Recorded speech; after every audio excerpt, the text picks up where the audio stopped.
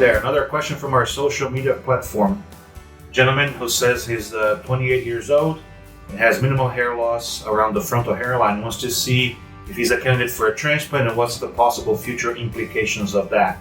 That's a very interesting question and very important area to discuss.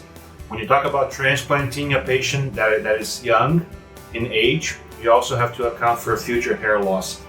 Obviously, I'm not seeing this gentleman here in the office, which will be ideal, but as in general, males tend to be a good candidate for transplants, but the area that we transplant today will be permanent, and then the hair loss may progress. So in a situation like this, where we only have a little bit of anterior hairline recession here, we could treat it, it's going to look great. Most important thing also is to keep them in medical therapy so there's not going to be future hair loss, or at least we'll minimize the possibility of future hair loss. Because if we transplant an area, in this case, let's say just these corners here, and make it look nice for right now, 20, 30 years down the road, he may lose a lot more hair.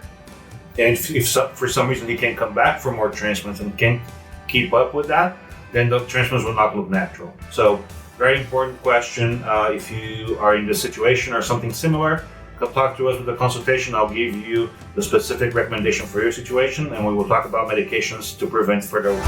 Thank you.